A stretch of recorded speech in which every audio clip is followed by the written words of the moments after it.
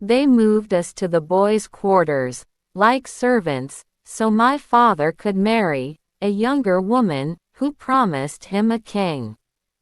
For years, we were the footstools of our own house.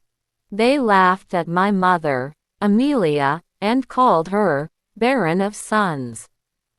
But they forgot one thing. Nobody knows tomorrow.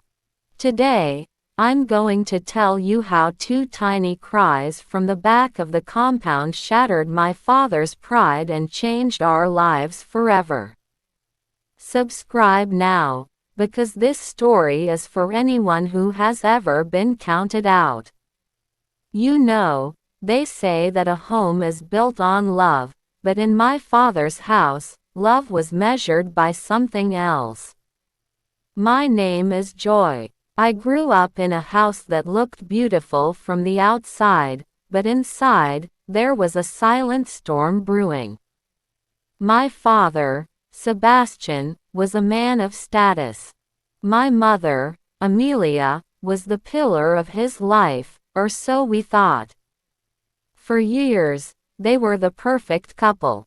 But in our culture, people don't just look at the love between a husband and wife, they look at what is in the cradle. My mother gave birth to me first, Joy. Then came my sister, Happiness. Our names were full of light, weren't they? But my father's face didn't always reflect that light. Every time a neighbor's wife gave birth to a boy, the air in our house turned cold. My mother would hold us tight, sensing the shift in the wind. We were just little girls, but we could already feel that we weren't enough for the legacy Sebastian wanted to build. Then came the day the fire started. My grandmother, my father's mother, came to the house. She didn't come for tea, she came for war. I remember sitting by the door, listening. Sebastian, she shouted, how long will I wait? I need a grandson to carry this name. Two girls are just visitors, they will marry and leave. Who will own this land? My mother stood in the corner, trembling. That was the day the warmth left my father's eyes forever. It happened so fast. My father didn't just get angry, he turned his back. One morning, he told my mother to pack our things. We weren't leaving the compound, but we were being demoted. He moved us out of the main house, the big, comfortable house, and threw us into the boys' quarters. It was small, damp, and cramped. Since you can only give me girls, he muttered, you can live like servants. My grandmother wasn't done. She pushed Sebastian to find a real woman. And so, Sophia entered our lives. Oh, she was young. She was beautiful in a sharp, cold way. When she walked into the compound, she didn't even look at my mother. She looked at the big house like she already owned it. My father treated her like a queen, buying her gold and fine clothes, while my mother struggled to find charcoal to cook our beans in the back. Life changed drastically. Sophia didn't just live in the big house, she turned my mother into her personal maid. Amelia, come and wash my clothes. Amelia, the floor is dirty.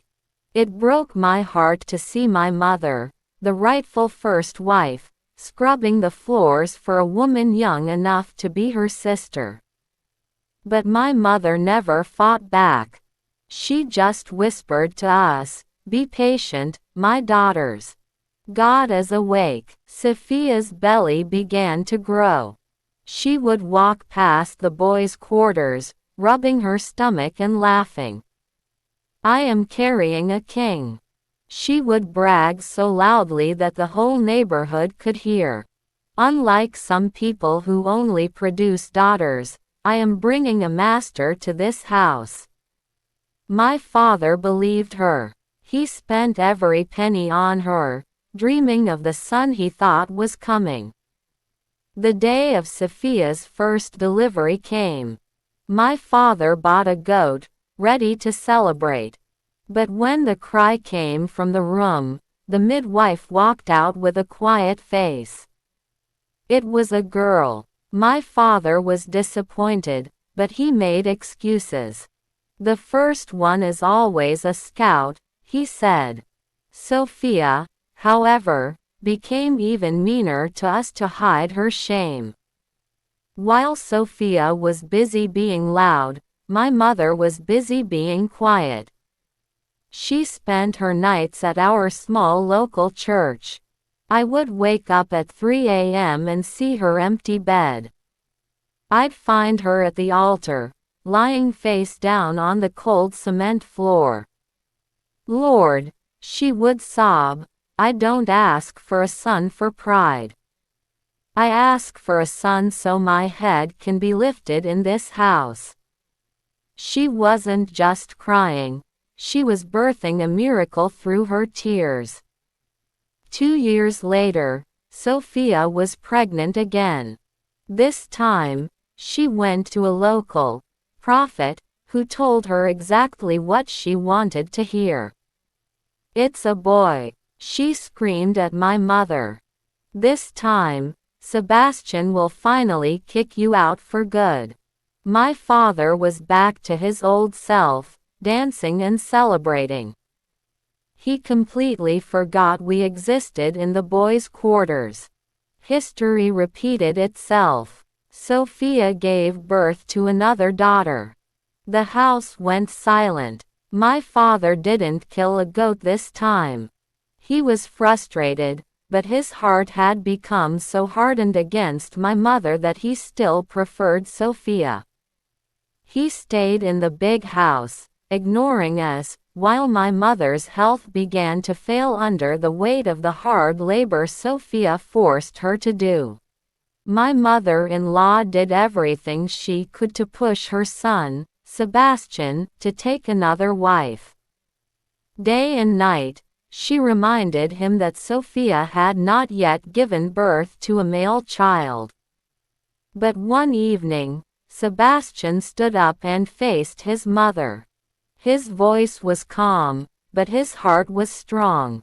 He said, "Mother, I love my wife, Sophia. She is the woman I chose. My heart tells me she will give me a son. Please, give her time."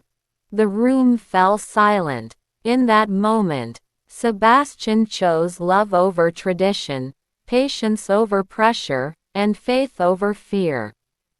And Sophia, standing quietly behind him, felt hope rise in her heart for the first time in a long while. One night, the air felt heavy. My mother started gasping for breath. She couldn't sleep. She was burning with fever. My sister Happiness and I stayed up wiping her forehead with cold water, but she was getting worse. "Mama, please don't leave us," I cried. By morning, her eyes were yellow, and she couldn't even stand up. I ran to the big house, my feet bare on the gravel. I pounded on the door. My father opened it, looking annoyed. "What is it, Joy?" I grabbed his legs, crying. "Papa, please. Mama is dying. She is so sick, she can't talk. Please take her to the hospital." I expected him to run. I expected him to care. Instead of reaching for his car keys, my father looked at me with disgust. "Go back to the quarters. She's probably just tired from being lazy," he snapped.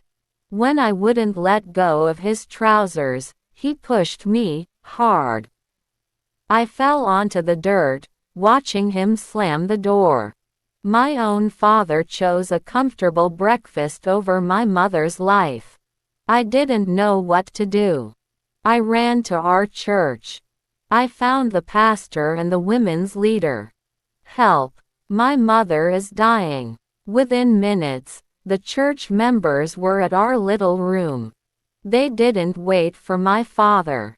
They lifted her up, put her in a car, and rushed her to the city hospital. The church became the family my father refused to be. At the hospital, the doctor was furious. How can a woman be in this state in 2026? He shouted. She is severely malnourished and exhausted. He didn't know she was a wife to a wealthy man. The church members didn't care about the gossip. They opened their purses and paid for every test and every drip. After 2 weeks of treatment, the doctor called the church leaders and my mother into his office. I was standing by the door. "Amelia," he said, smiling for the first time.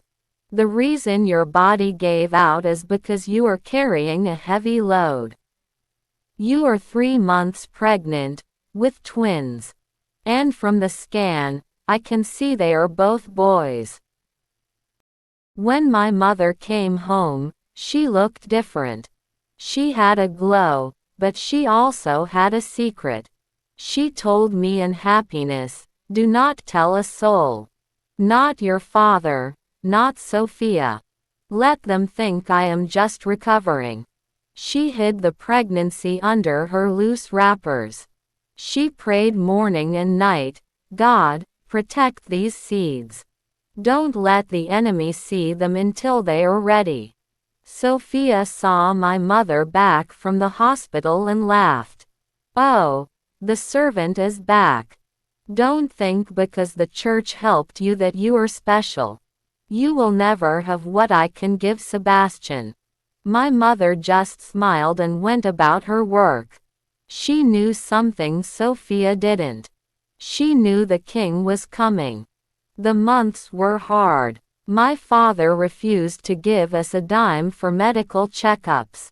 "If you have money for the church, let the church take care of you," he'd say.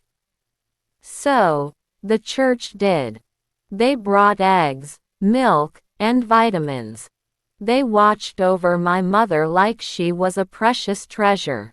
Even without my father's money, my mother looked healthier than Sophia. The day arrived. There was no pain like the movies. My mother just sat down and said, "It is time." We didn't even have time to get to the city hospital. The church midwife came to our small room. My mother delivered like a Hebrew woman, no complications, no shouting.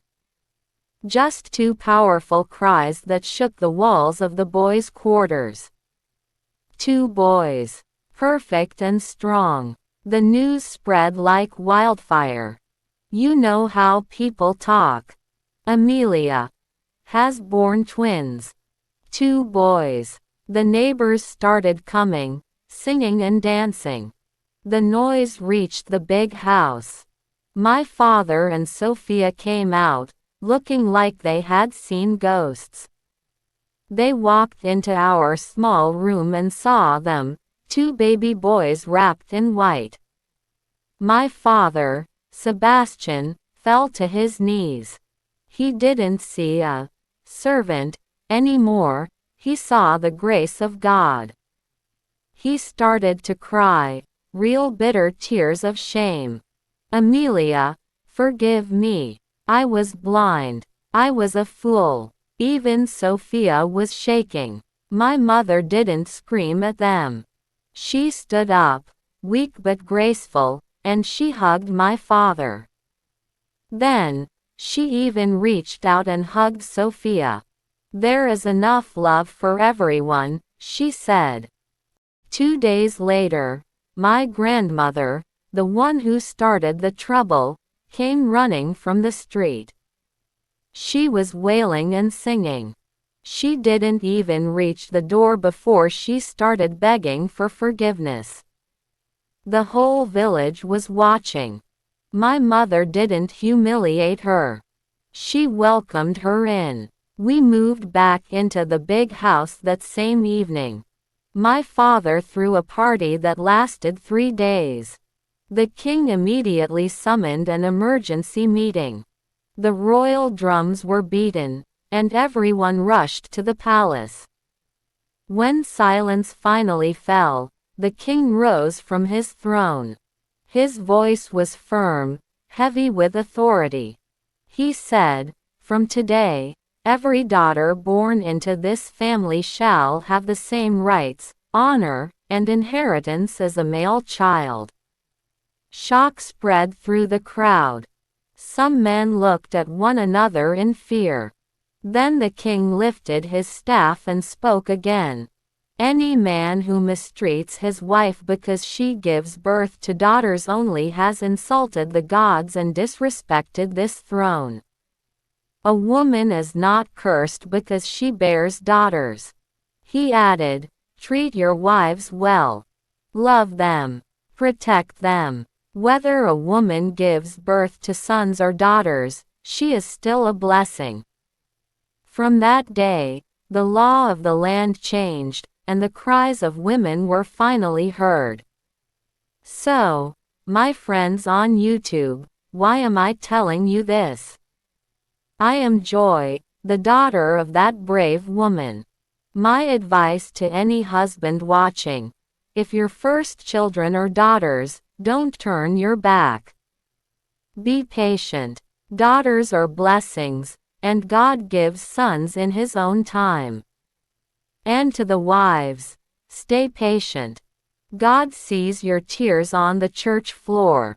Today, my brothers are the pride of our home, but my mother is the queen. Because nobody knows tomorrow. You know, sitting here today and looking at my brothers, I realize that man's no is often just God's wait. My father, Sebastian, learned the hard way that you can't force a blessing, and you certainly shouldn't throw away gold while looking for silver. My mother, Amelia, is the strongest woman I know, not because she won, but because she had the heart to forgive the people who tried to break her. But I want to hear from you. Thank you so much for watching this African tale. Tell me, where are you watching from? Drop a comment below and tell me, do you think my mother was too quick to forgive my father and Sophia? Or do you think her forgiveness is the reason the family stayed together? Also, if you've ever been in a situation where people counted you out, type, "My time is coming," in the comments so I can pray with you. Don't forget to hit that like button if this story touched your heart, and subscribe to join our family here. I'll see you in the next story. God bless. And bye.